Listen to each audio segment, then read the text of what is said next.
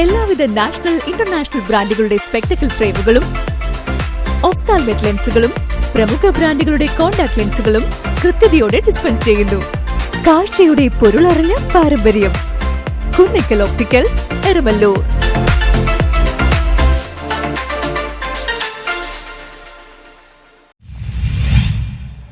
നൂറ്റാണ്ട് പഴക്കമുള്ള അരൂക്കുറ്റി ശ്രീമാത്താനം ഭഗവതി ക്ഷേത്രത്തിലെ ഈ വർഷത്തെ തിരുവുത്സവം മാർച്ച് 6 വ്യാഴാഴ്ച കൊടിയേറും. ശ്രീമാത്താനം ഭഗവതി ക്ഷേത്രത്തെ സംബന്ധിച്ചിടത്തോളം കേരളത്തിൽ മാത്രം ഒതുങ്ങുന്നതായ ഒരു ഭക്തി വൈശിഷ്ട്യമല്ല.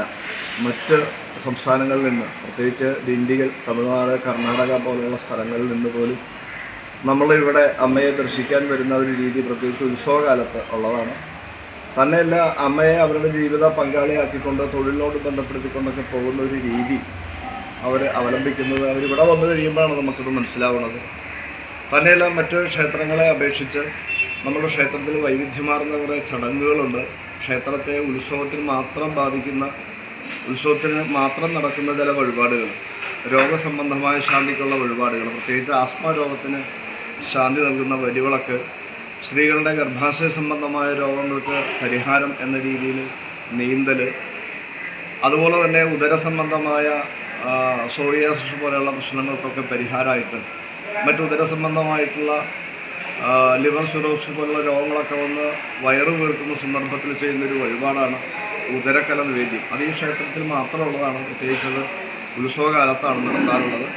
അതുപോലെ തന്നെ ഉദയാസ്തമന പൂജ, ഏതാണ്ട് 18 പൂജയും ഹോമവും അത് നമ്മൾ ഉത്സവകാലത്ത് ഏതാനും ദിവസങ്ങൾ അത് നടത്താൻ ഇത്തവണ നമുക്കങ്ങനെ ഒരു വൈകിട്ട് 6:32-നും 7:04-നും മധ്യയുള്ള ശുഭമുഹൂർത്തത്തിൽ ബ്രഹ്മശ്രീ മാത്താനം അശോകൻ തന്ത്രികൾ തൃക്കൊടിയേറ്റ് കർമ്മം നിർവഹിക്കും. മഹത്തായ വൈദിക കർമ്മങ്ങളോടും ക്ഷേത്ര അനുഷ്ഠാന കലകളോടും കലാപരിപാടികളോടും കൂടി മാർച്ച് 14 വെള്ളിയാഴ്ച തിരുവാറാട്ടോടുകൂടി ഉത്സവം പര്യവസാനിക്കും. ദേവസ്വത്തിന്റെയും SNDP യോഗം 602, 608, 1013, 1140, 5296 എന്നീ ശാഖകളുടെയും ഭക്തജനങ്ങളുടെയും സംയുക്ത ആഭിമുഖ്യത്തിൽ താലപ്പൊലികൾ, കലാപരിപാടികൾ, പള്ളിവേട്ട, പുഷ്പാലങ്കാരം, അന്നദാനം, അങ്ങാടിവരവ് എന്നിവ ഉത്സവ ദിവസങ്ങളെ അലങ്കരിക്കുന്നു. 9 ദിവസം നീളുന്ന ഉത്സവ ദിനങ്ങളിൽ കഥകളി, കൈകൊട്ടിക്കളി, ഏകാംഗ നാടകം, നൃത്തനൃത്യങ്ങൾ, ഓട്ടൻതുള്ളൽ, ഭക്തിഗാന തരംഗിണി, ചിന്തുപാട്ട്, ഗാനമേള, നാടകം, സർപ്പം തുള്ളൽ, തിരുവാതിര തുടങ്ങിയ കലാപരിപാടികൾ ഒരുക്കിയിട്ടുണ്ട്.